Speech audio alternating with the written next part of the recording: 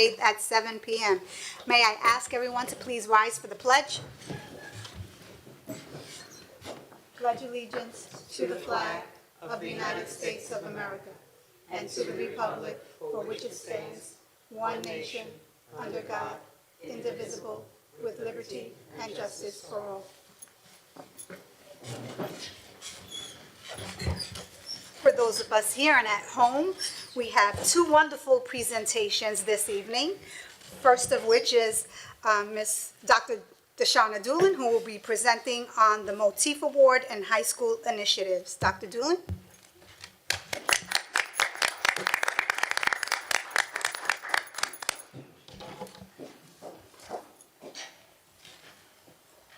Good evening, Board of Education. Good evening. I can handle turning it on. Thank you. She's a pro. Good evening, Board of Education, parents, families, students, and staff at home logging in. To the staff here this evening, welcome. I want to just start by, let me start sharing first.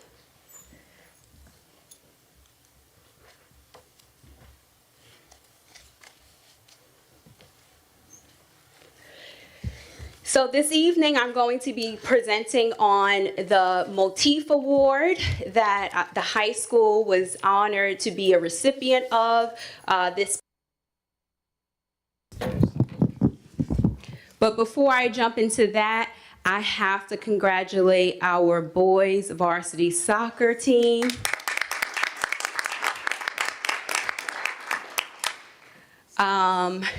They persevered through the loss of two starters. They finished number one in their league. They finished as the champion of Long Island, and now they are competing for the state championship. So congratulations, boys. We are here with you. We are cheering you on this weekend.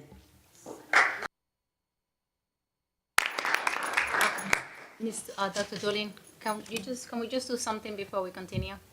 Can you help me do? Ole, ole, ole,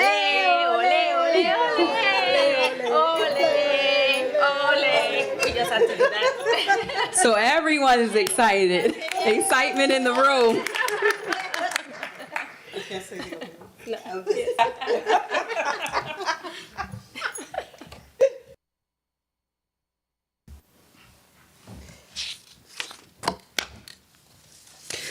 Okay, so the Motif Award is a very prestigious award honored to those who are strong advocates for children. This Board of Education, if you know them individually, you know that they fight tooth and nail for all of our children here in the Brentwood community. So does our staff around the district and our parent partners. The foundation looks every year to collaborate with like-minded organizations, schools, individuals, who share the same goals and values that look to empower our youth, to increase their education, their leadership skills, and overall create young people that are going to be successful in this world. So Brentwood High School was one of 3 schools selected in the state of New York to receive this prestigious honor. The other 2 schools were in New York City, so we were also the only Long Island school that was selected to be honored. And everyone asks, okay, this sounds like a great thing, but what does that mean? How were you selected? So I want to share a little bit about what the nomination committee looks for. They look for schools and individuals that help develop, have programs and initiatives to help develop our youth. So I want to share with everyone some of the core values that we have at the high school. One of the main pieces that we look to do is to build relationships and partnerships within the school community and with our outside partnerships. We also look to develop clear protocols and procedures that staff, students, and parents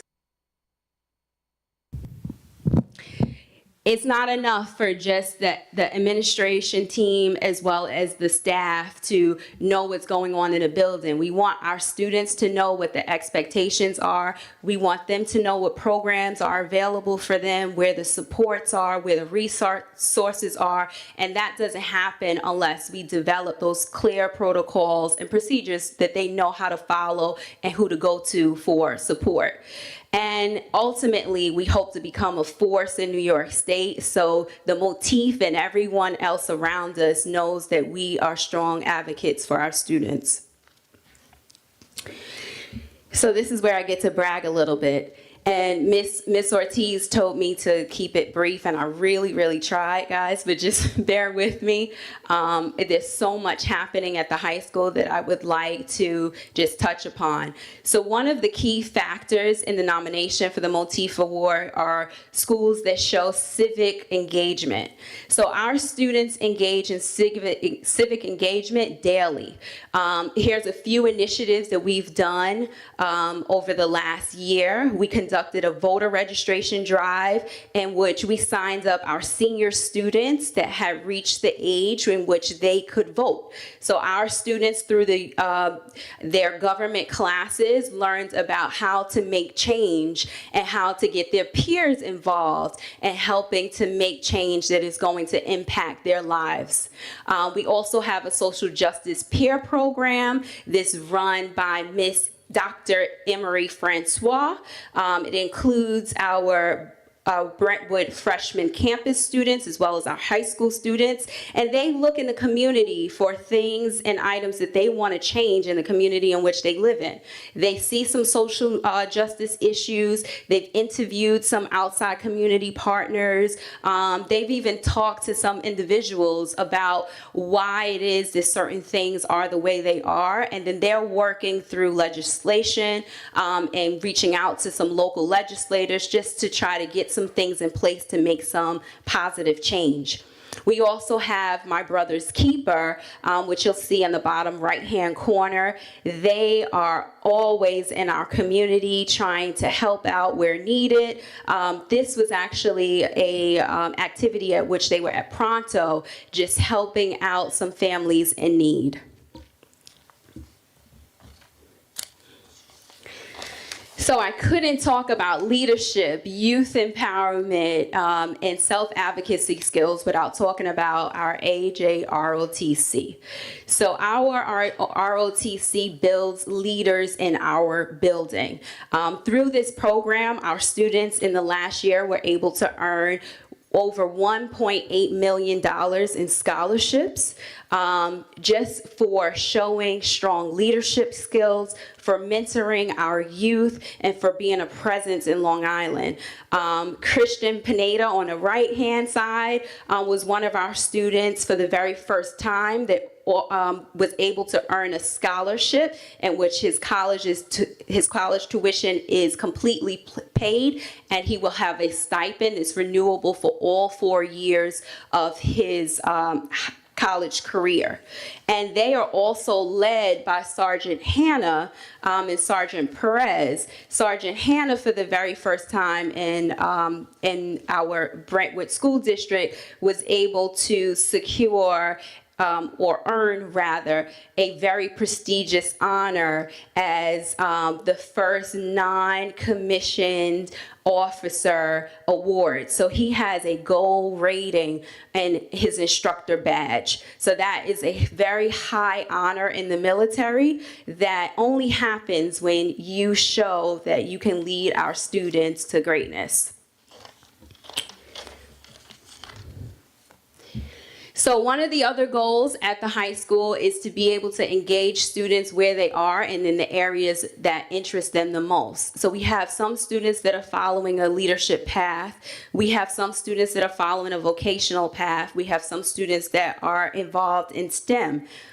Through our transition support with Miss Karen Gross, we were able to create a partnership with the Hauppauge Industrial Association, which incorporates 1,300 businesses that are available to work with our students. They have already started to do presentations at the high school where they have Young Professionals Day, where they come in and our kids can ask them all the questions that they have. How did you get to where you are? What's the steps and what's the pathway to follow?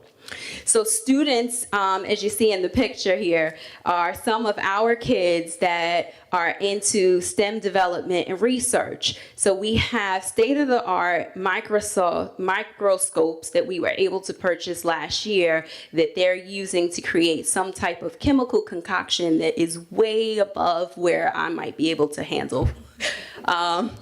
Our kids that are outside are our kids that are engaged in our new elective, Human Impact. So those students are trying to figure out what's going on in the environment and then creating some projects and some solutions on how to solve those issues in the community we serve. Our research program is also second to none. We have Manat Hill. Tariq on the left is one of our alumni now. She was a senior last year who was also a semifinalist in the Regeneron science competition. On the right-hand side, you'll see Georgette Pierre, who is a senior this year who just submitted her Regeneron application. And I am proud to say today is the application deadline and we had 12 scholars submit. So fingers crossed. We also have students in the building that want to be teachers. They want to lead. They want to mentor. They're learning from their mentors, from their teachers in their classrooms, from the administrators in the building. The picture that you see there are our athletes helping athletes who go to our middle schools and speak to the students about their path. So as we want them to speak to the professionals, we're also trying to teach them how to reach out to the students in the district to ensure that they make it to where they want to go also. So our younger students aspire to be a high school junior and senior one year, to be that varsity athlete that can make it to the States like our soccer team. But it's great when they can actually have that conversation with the older students and really feel like it's within reach. We also started an Exploring Teaching course last year. The first half of the course is offered in the English department. The second half of the course is offered in our business department. And then we have an extension, Take a Look at Teaching Club in the afternoon. So these are our students that want to know more about how to be a teacher, what it is, what that means to them. So this is actually a group of our kids that went to a NICET conference in which the topics included what does it feel like to be a teacher? What does that include? What are the components and how do you get from point A to point B? So this club is led by Miss Amy Dan and Miss Natalia O'Brien. You'll also see BTA President Kevin Coyne just supporting this program. It would warm our hearts if our kids were able to one day come back and teach our kids, right?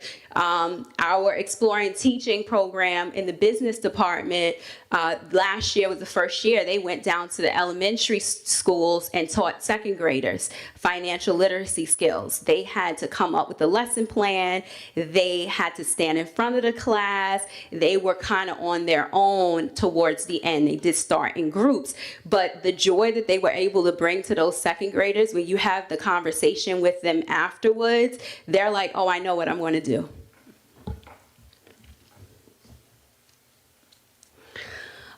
Some of our students in the engineering field have really taken a liking to our robotics club.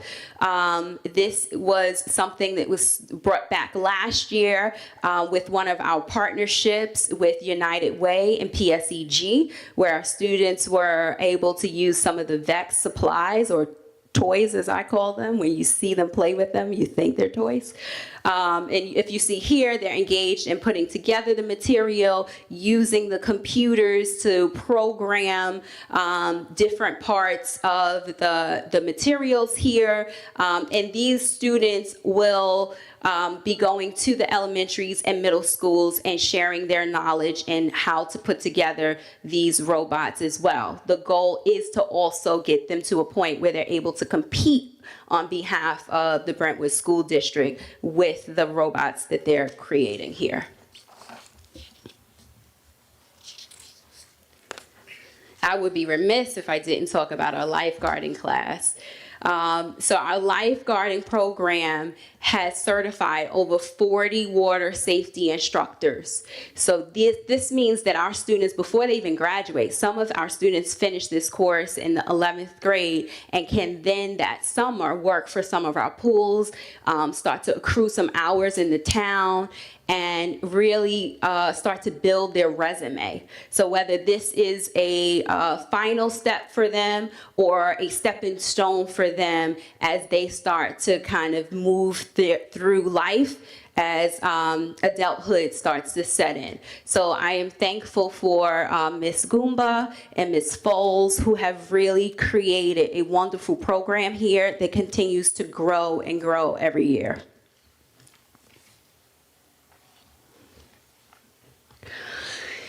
So one of the things that really does help impact our graduation rate, our social and emotional skills of our students, and just strengthen our school culture is our high school experience.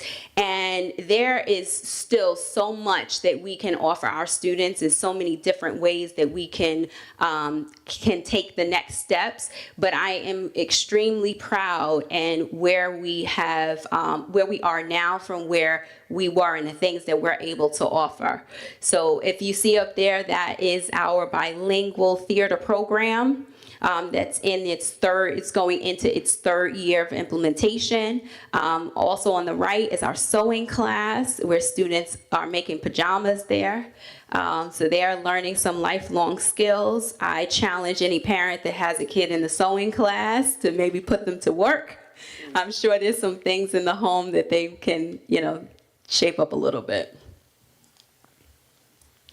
One of the other classes that we were able to offer with the 9-period day is grit and resilience. As our students return from being home the last couple of years, we've realized that there was a strong need to teach them how to cope and how to find resources to help them if they feel that they can't do it on their own. So this was called a mindfulness field day. So it was like an in-school trip where students went to different places where they learned how to do yoga. Our art department helped us in teaching students how to draw and do other things to decompress. You'll see one of our psychologists, Dr. On the top left hand, Dr. Domenico, working with our students about self-talk and how to kind of bring down your anxiety with the things that you say every day. So I would love to keep going and keep going and keep going, but I tried to streamline it a little bit. So here are just a few additional clubs. We have a Latina mentoring program that started last year that's connecting some outside professionals with our students in the high school, and they started this month, and they will continue through the rest of the year. So outside of the administrators and teacher supports in the building, they also have someone else that they can connect to. We've realized that students, when they have a person, and I actually said this to someone last week, when they have a person, they feel like it's worth them coming to school every day because someone is looking for them. Someone cares about them. Someone knows that they're not there when they're not there. So the more hands that we can connect with our kids, I think the more we'll be able to keep them in our building, keep them happy. And when we can get them into our classrooms, our teachers work magic. I also want to acknowledge that Brentwood School District is the recipient of the Freedom Award.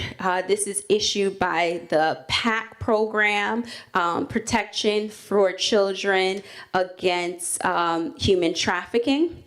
Our human trafficking program, run by Miss Wendy Gadima and Miss Sarah Trakosh, has done tremendous things at the high school, and now they're expanding out to our middle schools.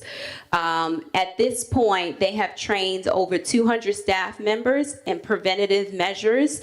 Our staff understands what the curriculum should look like and needs to be embedded in our classrooms to make sure students are aware of the resources around them and how to identify early signs that human trafficking might be something that they're walking into. It also trains our staff on how to identify students in our classrooms that might be in a situation where they need some support. We're hoping early 2024 to extend this training to our parents as well, because that is the link. Right? We got our partners, we got our school resources, we want to pull our parents in, and that's what creates the whole 360 circle where we're all connected in this for the students. So if you know me, you know about the Career and College Center. I think I talk about this every time I have the opportunity. It is near and dear to my heart.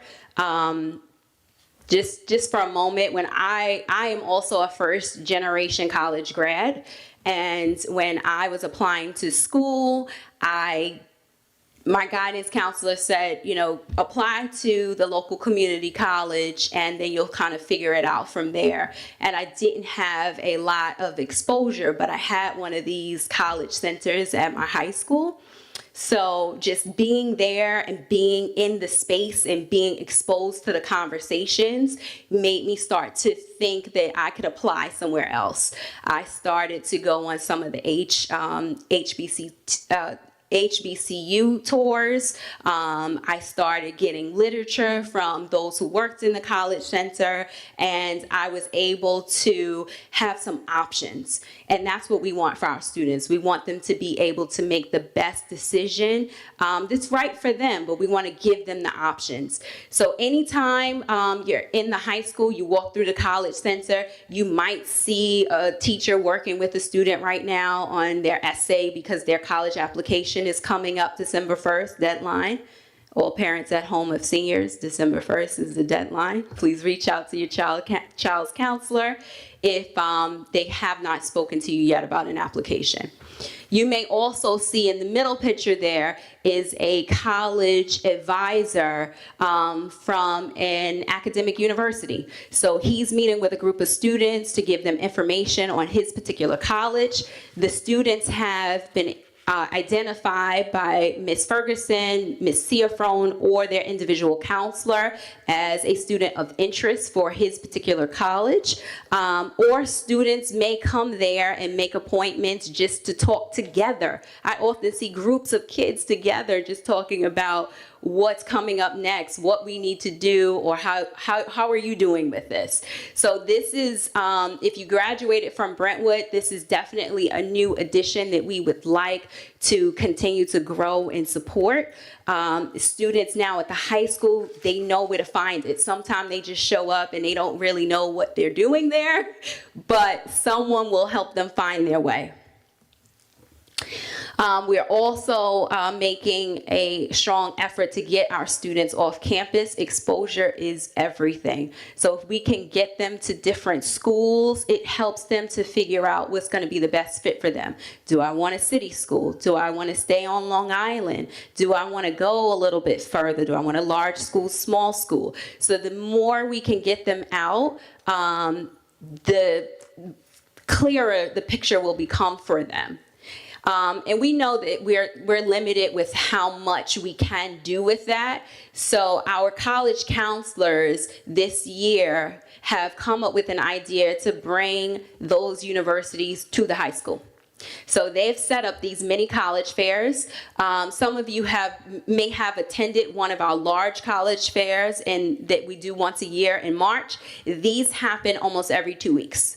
So in DiPietro, there'll be 10 to 30 schools. If we have to use the library, we extend into the Ross Library. Students can come down on their study hall periods, their lunch periods, or some teachers build that into their lessons where they'll walk them through so that they can pick up the resources.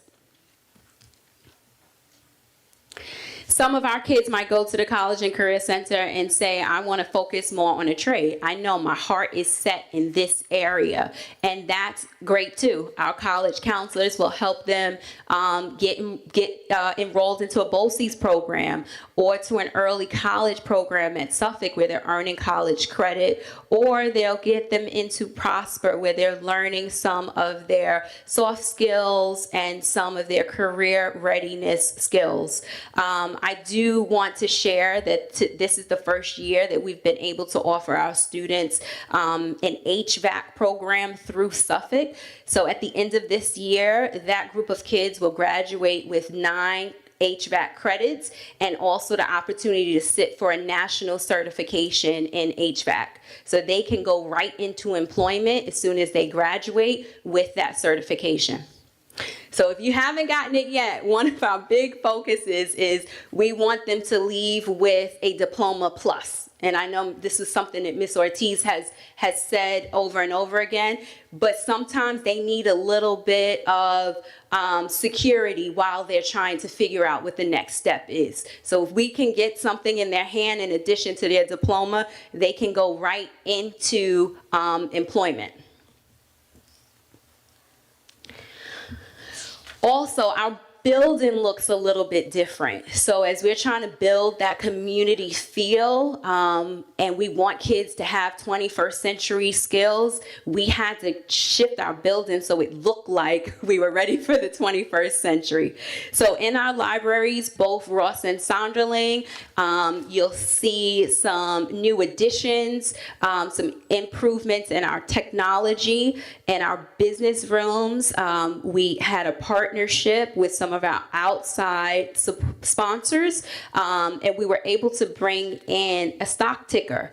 So in the business room, it has more of a Google work feel, where our business majors, our DECA students, and those who want to pursue that avenue, they feel like they're actually in the boardroom. I think we even took one of the board tables, Ms. O'Connor was gracious enough to give us, I think, from the Bellinger room. But our kids are learning in flexible spaces. It is no longer just desk, sitting in rows. We're trying to bring them into a place where they're learning in high school what they can expect once they leave us.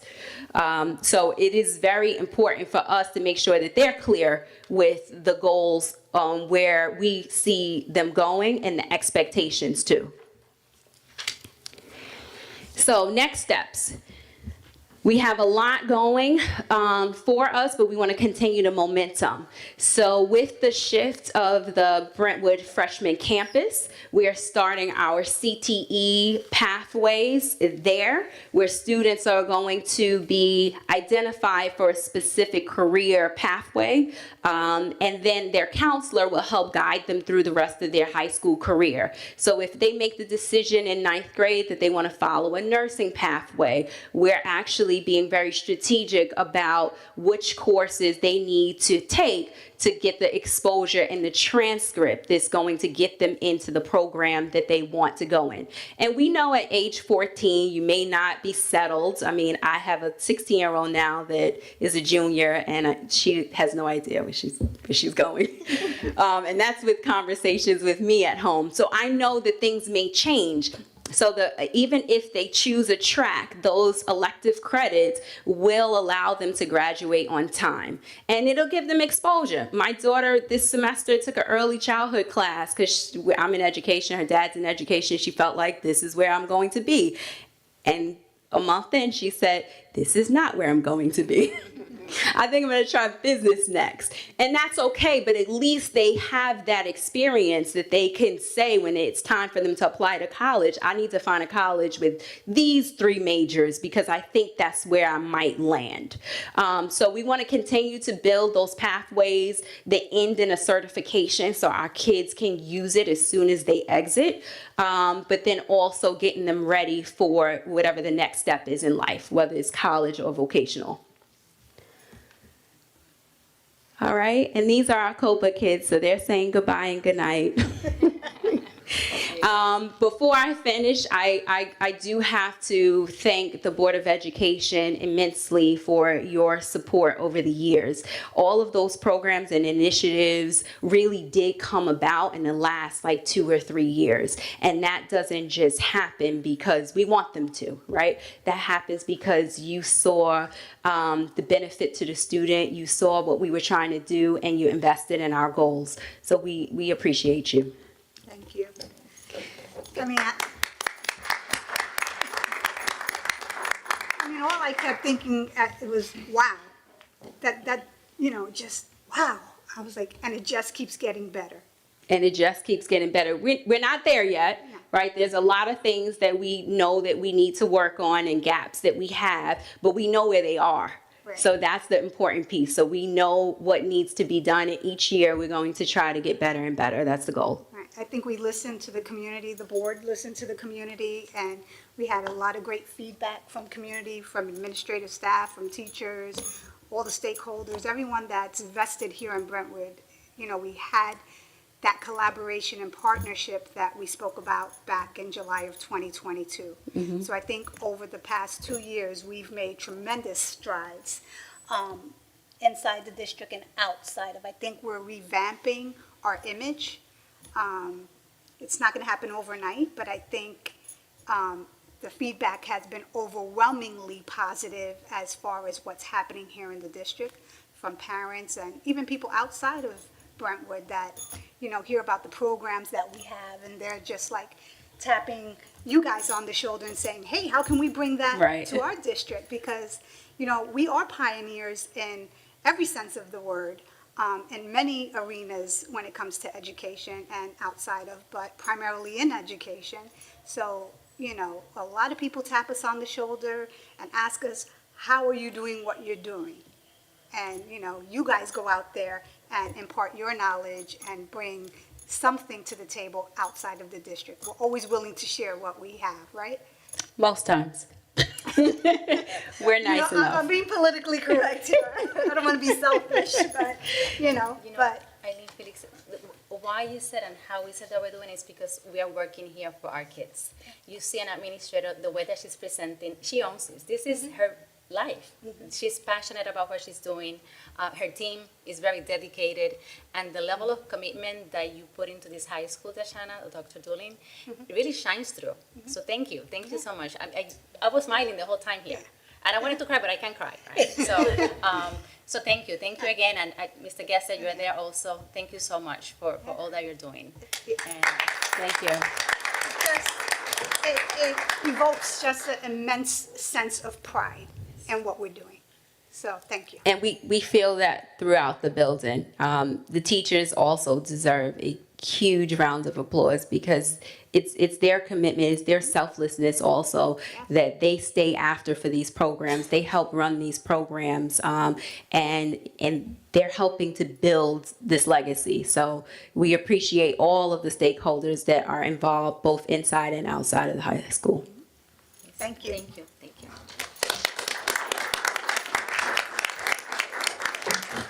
And our next presentation will be presented by Dr. Vincent Leone on the 23-24 Emergency Fund Update.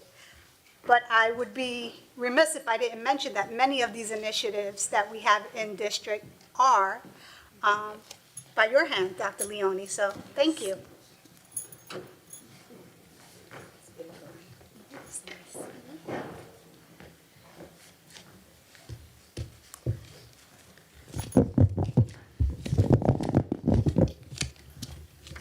Well, thank you very much. Thank you to the Board of Education, all of our stakeholders, everyone who's here in attendance. Miss Ortiz Rivera said she smiled a lot. Get all your smiles out of the way, because now it's funded programs time. Don't worry. I would also like to start by congratulating Dr. Doolin and the boys soccer team. I had the pleasure to be at the last two games, the semifinals and the finals for the Long Island Championship. And congratulations to the boys. And more than just the boys and the team, I was just, first of all, the evenings were so beautiful. And I was struck and very much heartened by how the boys, the team, and our entire community just comported ourselves with such amazing poise and pride in our community and in generations of Brentwood families that were there. So it was really remarkable. Congratulations to the boys, to our entire community, and let's hope they bring it home. I know they're going to bring it home.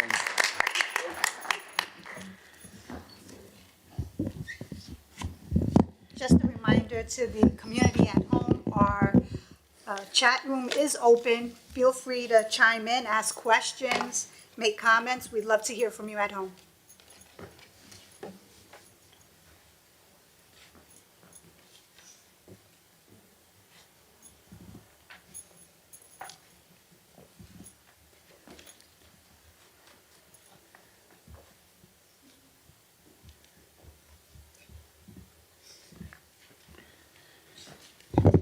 Thank you so much.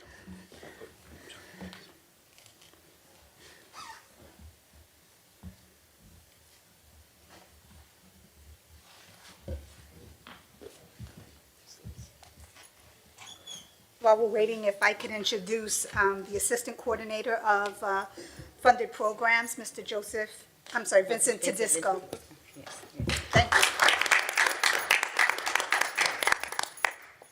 No, it's two Vincents. Vincent and Vincent. Vinny and Vinny.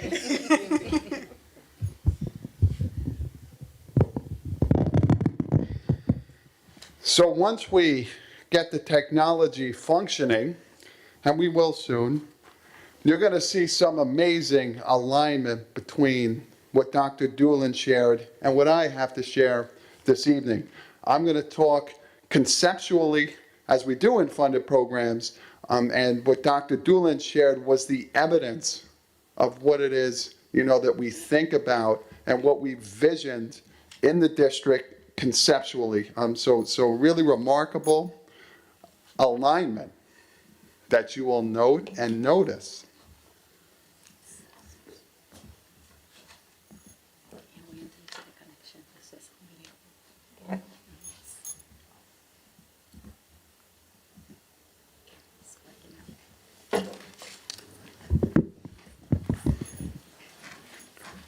Now, how do I, please forgive me.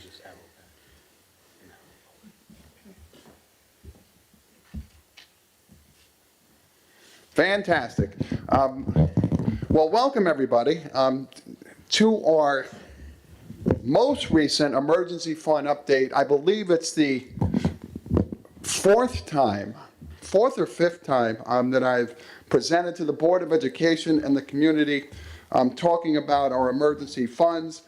And here is our agenda for our talk this evening. Ms. Wanda Ortiz Rivera asked Dr. Doolin to be brief. You didn't ask me to be brief, but I'll be as brief as I can. So we had an audit, and I'm tempted to say, just this past summer, I can't believe it's November. I'm like the middle of November, so I'm going to talk quickly about the audit that we had and the findings of that audit, talk about our fund balances, what we budgeted for our emergency funds, and the funds that are remaining. Look at some categorical spending, and that categorical spending is really reflective of what we budgeted for in 2020. It's hard to believe these emergency funds go all the way back to the beginning of the coronavirus pandemic in 2020, and what we set out to spend 3 years ago and what we wound up spending. There have been some shifts and adjustments. We've absolutely had some amendments, but very, very close to our original vision. And that's reflective of some very thoughtful planning by then Mr. Lochner, of course, Ms. Ortiz Rivera, Ms. Palmer, Ms. Young, and Ms. O'Connor. The big focus of today's discussion is aligning our priorities to the tenets of what's an evolving core strategic plan. And that's what I meant by alignment. When you see the manifestation of those tenets of the core strategic plan, which really represent what we value in Brentwood, what we believe in Brentwood, which really represents Ms. Ortiz Rivera, her vision, all the evidence that Dr. Doolin shared, you will see significant alignment. We'll talk about some impact of what we've done with our emergency funds, and Board of Education goals. I'm thrilled to be able to share with the community the Board of Education's goals for this year. So some of the acronyms you see when you live in the world of funded programs, it is absolutely alphabet soup. So some of the acronyms that you'll see, just a refresher for the Board of Education, for folks at home maybe seeing for the first time, ESSER is our Elementary and Secondary School Emergency Relief Fund. GEAR, Governor's Emergency Education Relief Fund. CARES, Coronavirus Aid, Relief, and Economic Security Act. CARISA, Coronavirus Response and Relief, Supplemental Appropriations Act, and finally ARP, American Rescue Plan. That is why we see the word help up in the alphabet soup. Good grief. So our audit in 2023, so every school district in New York State that received emergency funds had an on-site audit with the State Education Department. We were one of the last districts in the state to go through the audit, so we heard from a lot of our colleagues in the region in Suffolk County. This is a very intensive audit. We're talking about $64 million over 3 years of emergency funds. Most of the school districts, professionals I spoke with, intensive. There were corrective actions that were needed. Not in Brentwood.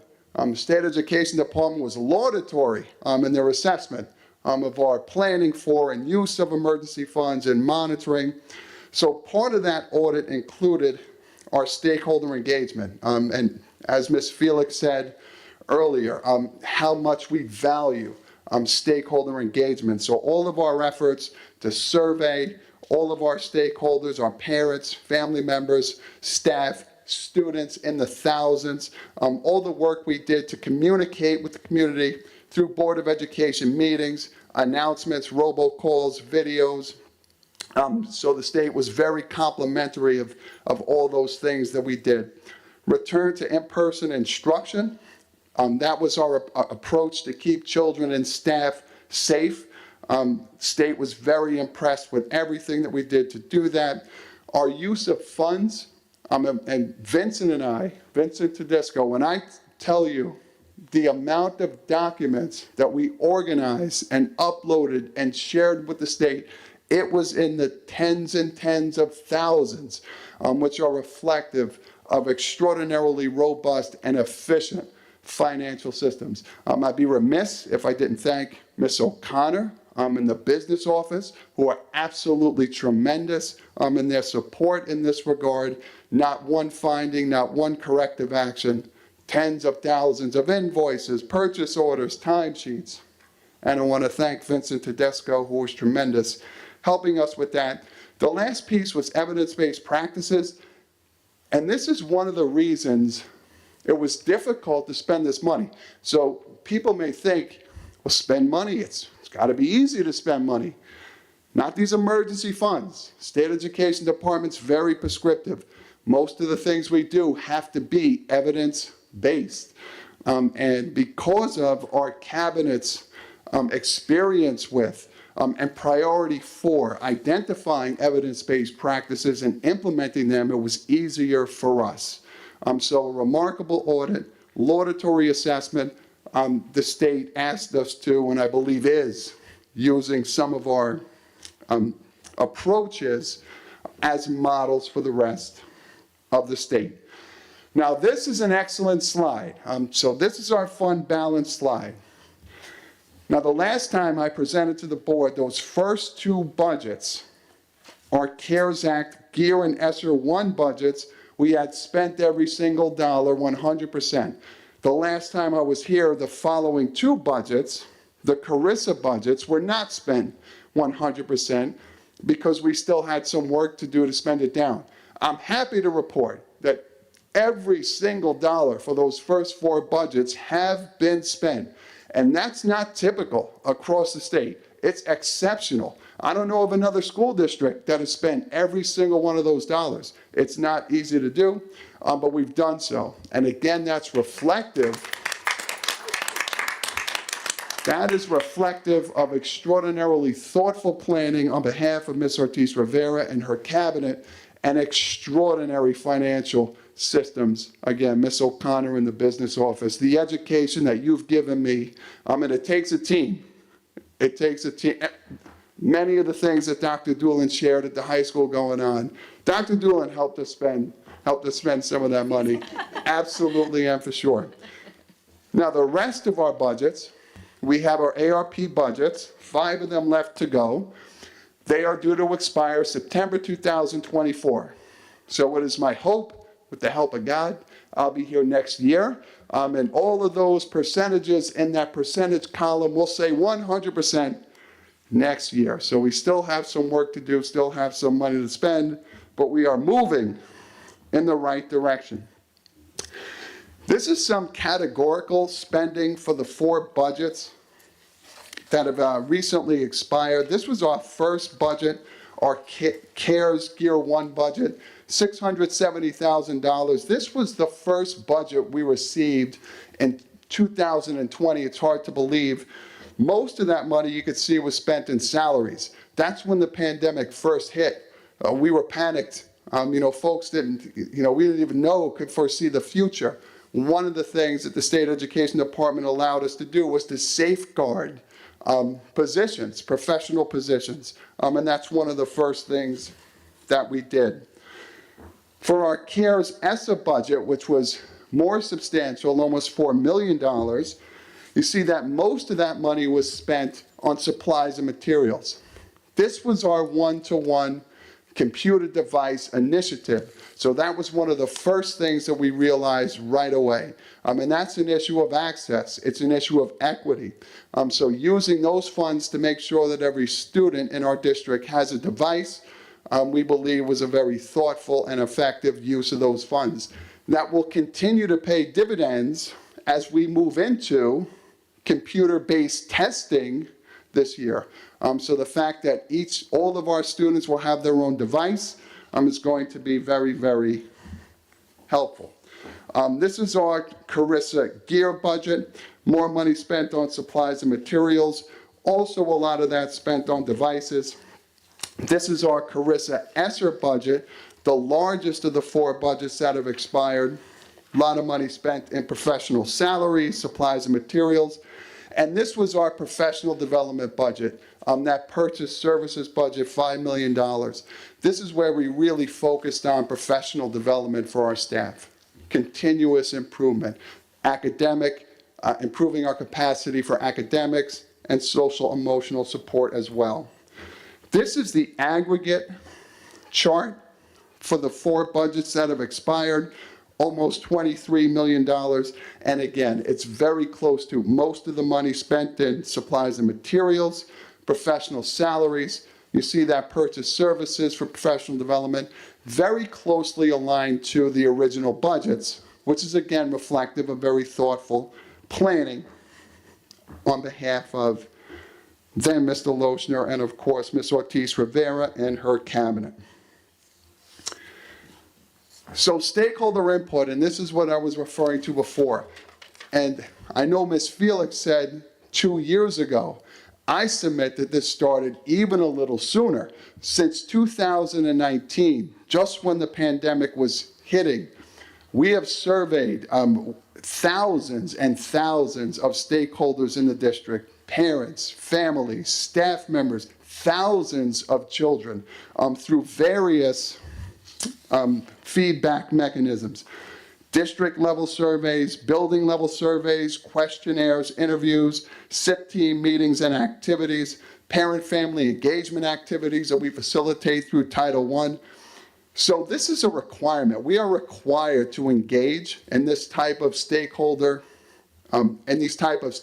processes, but very few districts achieve the level of quantity and quality as we do in Brentwood. And it's really reflective of the fact, as Ms. Felix suggested, that we absolutely value the perspective, the input, and the partnership of all of our stakeholders in the district.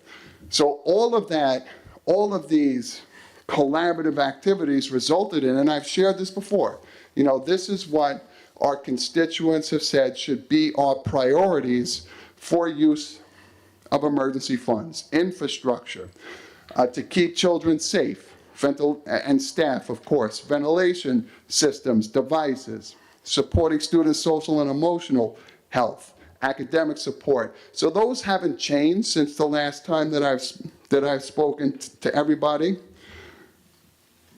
But some things have changed. Something important has changed. In May 2021, the State Education Department added these 4 categories for progress monitoring the use of emergency funds. And what we did back then was we aligned our priorities to what the State Education Department said was best. So the way we looked at funding sources, opportunities, and priorities was through the lens of the State Education Department and what we thought State Ed said was best. And that really started to change last year. And here's where you're going to start to see the alignment between our conceptual thinking and the evidence that Dr. Doolin shared. So instead of focusing on what the State Education Department feels is best, we're starting to view funding and resource opportunities. Now, folks, look, that's Miss Ortiz Rivera. Do you see her there with the magnifying glass? Do you see Miss Ortiz Rivera? We are, that's right. That's actually the way Miss Ortiz Rivera looks at everything, right? It's actually a very accurate depiction. Purple dress. So whenever we see funding opportunities or resource opportunities, the idea is not to look through the lens of what the State Education Department says is best. So look through the lens of our evolving core strategic plan and those tenets that we believe to be most important. And that is a key operational shift. When we look through the core strategic plan, we're able to identify for Brentwood our funding and programmatic priorities. We implement our programs. We analyze the impact of those programs, what is working, where do we feel like we need more support, and then that informs the funding and resource opportunities that we pursue. So it is an iterative and recursive cycle, all aimed at Plan, Do, Study, Act, making the Board of Education's goals a reality. So this is a key paradigm shift in how we've been approaching strategic planning in the district. And here are those tenets. And when you look at these tenets, you will absolutely remember and connect all the evidence that Dr. Doolin shared. So the first thing that's key to the Board of Education, of course, and to our district is equity. You'll notice that everything else lives under equity because equity is so important. It is a part of every single thing that we do in Brentwood. It's not separate and apart from or another piece or another tenet. It lives within all of the other tenets within the paradigm. Each of those tenets themselves don't stand alone. They are interdependent in and of themselves. But equity is a part of all of them. So here are the key tenets that represent what we believe in Brentwood, our guiding ideas, and really represent our vision. Health and safety. Students' social, emotional, and physical well-being. And we think of this in a very, we believe, special way in Brentwood. There's many folks that would believe that focusing on social, emotional, and physical well-being, is doing so at the expense of academic learning or compromises opportunities for academic learning. In Brentwood, we believe that focusing on social, emotional, and physical well-being creates the conditions necessary for academic learning to occur. It's that important. And whole child education is that important. Academic improvement, multi-tiered systems of support. So in the same way we look at a child, whole child, to understand what she needs so we can give it to her when she needs it, we look at systems in a holistic way as well. So multi-tiered systems of support is the combination of behavioral, PBIS, and academic RTI. Project-based learning experiences with multiple measures of assessment. Think about all the things that Dr. Doolin shared. Prioritizing student strengths, preferences, and interests. Service-based learning experiences. Putting our children in positions to improve Brentwood, the community itself, and in fact the world. We believe that is the way to transform this district to be the very best it can be. Dynamic pathways for college, career, and civic readiness. All of the examples that Dr. Doolin shared. Improving professional capacity is our commitment. Every single professional in the district committed to continuously improving, and of course, school and community partnerships. Every single thing that we do in the district, every financial decision that we make, every programmatic decision that we make, every lesson that a teacher teaches, every time we greet a child at the door, we should be able to see these tenets, what we value and what we believe in those decisions. It is our vision. It is who we are. And focusing in this way, we believe, will help to transform the district. So here are some slides that represent, and I've shared this with the Board of Education and the community previously, things that we've spent our emergency funds on. But instead of focusing on the alignment between how they connected to what state ed said was best, now we're starting to think about where they align to and connect with our tenets, our values, and what we believe. So some of the ways we've spent salary money, hiring nurses, that connects the tenets of health and safety and equity. And you'll see equity in every single expense. Hiring social workers and psychologists, supporting students' social and emotional well-being, health and safety, school and community partnerships, and equity. Hiring technicians, computer lab aides, that improves academics, equity. Bilingual testers, improving academics, school community partnerships, equity. So just examples of some of the ways we've leveraged emergency funds and how they connect to our values and our beliefs in the district. We have some examples for supplies, devices for students, aquas boards, key. Part of the Board of Education's goals for improvement, technology, sewing class equipment for CTE classes. In the event someone asks, why would you provide those? Think about the dynamic pathways for college, career, and civic readiness, academic improvement, and equity. That's what equity is about. It's about access to programs, experiences, and opportunities where children might not otherwise have them. Some examples for remodeling. We've done some amazing remodeling work in the district with our emergency funds. Ms. O'Connor sent me some incredible pictures. I wasn't able to put them in the presentation in time, but really remarkable contributions to the district using emergency funds. Our purchase services really used to provide professional development to staff, academic and behavioral as well. So all sorts of good things and all sorts of impact that we've enjoyed from use of these funds.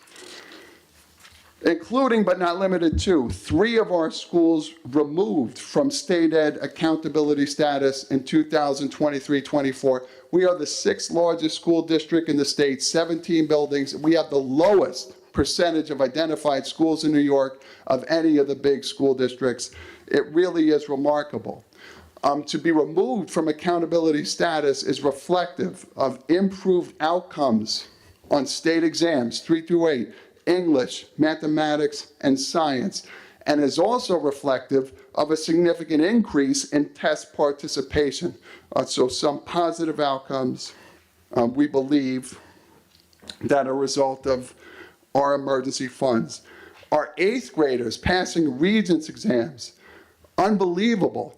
The rate that our 8th graders pass their algebra exams, just as an example. 2 years ago, many people would have thought we were crazy to even offer our 8th graders algebra exams. What? You're wasting your time. They can't do it. Oh, they can? Miss Ortiz Rivera, watch us and watch them. So it's an example of what we can do in Brentwood when we believe in our kids the way we do and we work together. We gave our kids, our teachers, our building leaders all the tools and resources they need to be successful, and the results are remarkable. 90% success rate, over 95, 96% rate for those, success rate for those children. The number of students meeting or exceeding their typical and stretch targets in their local exams. So there's alignment between the growth that we see in state exams and our local exams. Proliferation of PBIS and restorative disciplinary practices. So a focus on repair for kids as opposed to just punishment. A real culture shift in the district. The increase of students earning college credit is absolutely stunning and remarkable. All credit to Dr. Doolin and her staff. College, career, and civic readiness. All the things that Dr. Doolin talked about.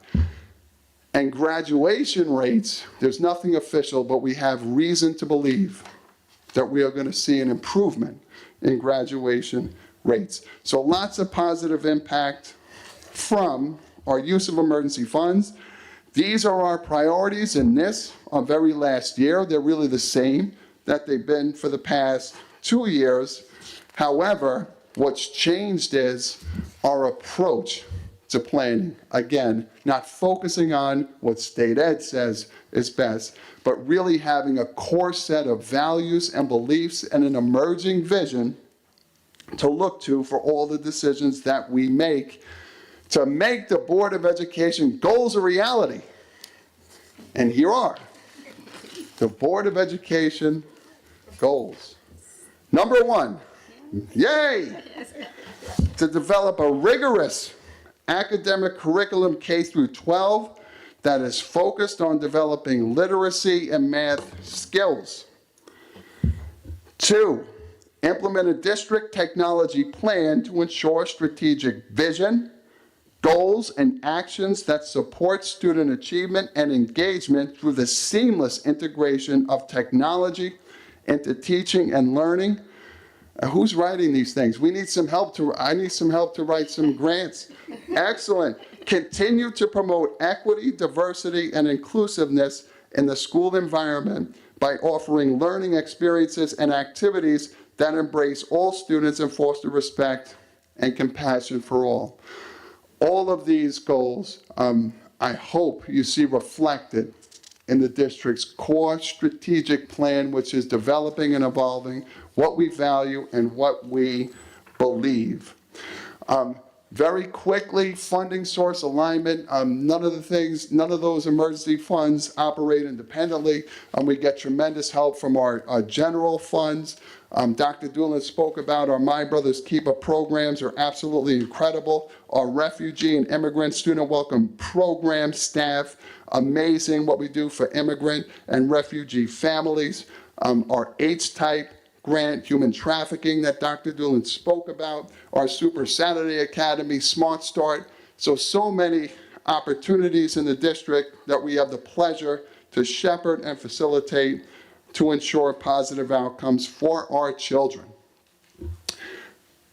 And that concludes my presentation. I echo Dr. Doolin's thank you to the Board of Education for being so extraordinarily supportive of Ms. Ortiz Rivera, the cabinet, the vision that's evolving, and putting us in positions to help, to help our kids be the very best that they can be. We're extraordinarily lucky, and we remind ourselves of that on a daily basis.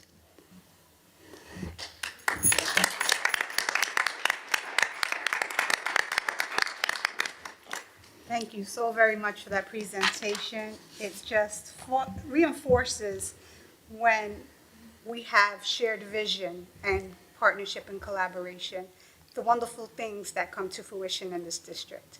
So thank you. We appreciate you. Thank you. Thank you, Vincent, for all the work that you're doing. You really, you and Dashana did not meet before before now, right? You just met, and you didn't know that what she was going to present. And when, as Eileen mentioned, when you have a shared vision and we know what we want for our kids, it just happens. And right now, we saw the connection. We want our students to be college and career ready. And that's what you're doing with your office. And thank you also to all the staff in your office for all the time she started collecting, all the purchase orders that they're doing. So thank you to them as well. And let's continue the work. And thank you for the beautiful dress that you put on me. Purple dress. Of course. Thank you, Vincent. And quickly before I leave, I want to thank Vincent Tedesco, our Assistant Coordinator of Funded Programs, without whom none of this would be possible. Anything from the board? Any questions, comments?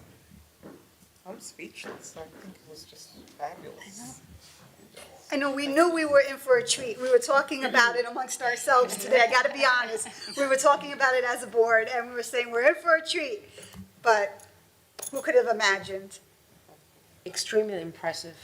I mean, the hard work, the collaboration, it just goes together like automatically. Yeah. It's great. Absolutely. Thank you, Maria, for that comment. Brandon, I know you wanted to say something. Yeah, just to the both of you. I mean, it's amazing stuff, and I'm talking, same like Wanda. It was almost like a little bit of emotion in that, to be like, I wish I could go back to high school already, And usually, I think that line's supposed to come down the line for me, years away. But I'm feeling that now. That career in college was just a hallway of just dead space. And you made it into something that's going to change somebody's life. And that's what we do. And it was just so symbolic to see come to fruition. I mean, an HVAC class, I'm trying to take one at Suffolk now. And it's like, the students are being able to take that now. And it's amazing what we're doing here. And it's kind of like what you guys said, just echoing that it literally is it's fun to see everything kind of come together without them ever coordinating their presentations, but they were literally talking about the same stuff.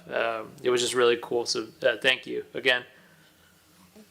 And we are a model school district. We really are. And I know that many of the districts are going to look at what we're doing to do the same thing. I have no doubts about that. We have to change the narrative, and we are doing that already. I'm so proud of Burnwood. I'm so proud of my kids. I always call them my kids. I'm so proud of our teachers. The level of commitment that they show every day with our kids is just so, I always said in Spanish, se me infla el corazón. It's just my heart, it gets inflamed, it swells of joy. And I thank them for this. And all the administrators and the staff, Dr. Jackson, you're here, BIPSO, it's amazing. Also with all the initiatives. And the board, thank you for trusting our work, really. Thank you for that. Yes. And the cabinet, of course. I'm always a strong proponent and believer in the saying, attitude reflects leadership. So if us as a board in some small way have anything to do with what's happening in this district, I'm sure it just, like you say, our hearts are just overcome with joy. Yes. I think we're crying already. Yeah, I know. I don't want to stop crying. I'm trying to take a breath.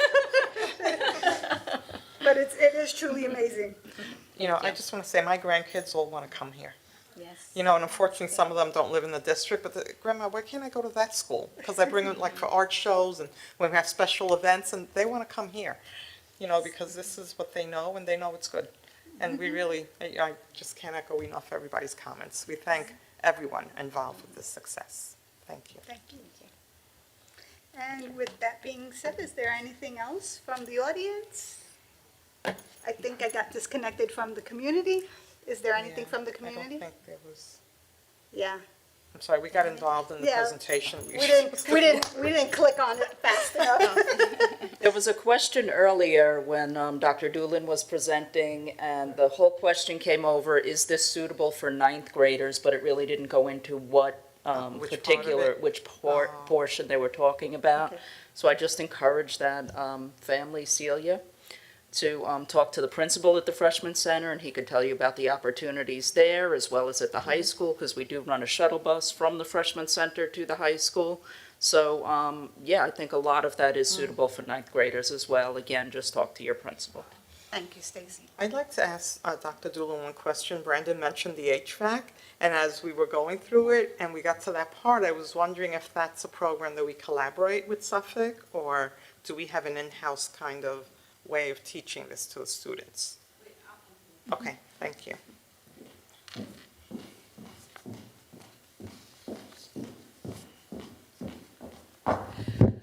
Unfortunately, we don't have the facility or the space to do it in-house, so we collaborate with Suffolk. Our kids take the early college bus in the morning with the other students that participate in other programs, and they come back half-day and then finish their high school courses in the afternoon. Thank you so much. You're welcome.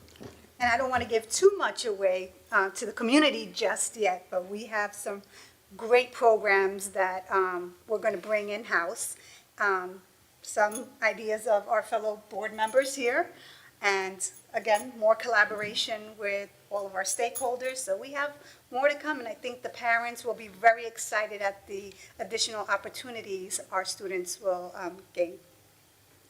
Absolutely. Every year, we are looking to improve and add on to the menu of things that are available for our kids to take. Thank you. Thank you so much. If- Can we just clap again? I just feel like clapping Absolutely. every night. I'm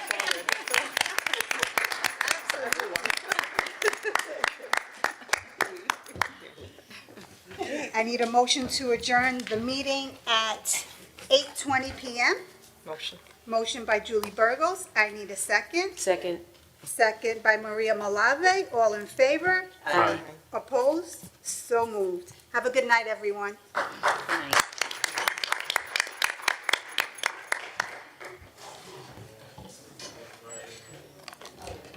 Sit on one is like, please sit on.